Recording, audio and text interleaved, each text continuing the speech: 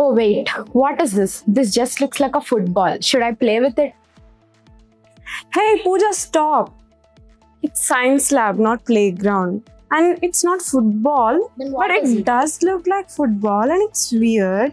Hey guys, it's not football, it's actually an allotrope of carbon. So, like in humans, we have twins, and in molecules, we have isomerism. In the same way, in the elements, we have allotrope. So, this is an allotrope of carbon, and it's actually called as Buckminsterfullerene.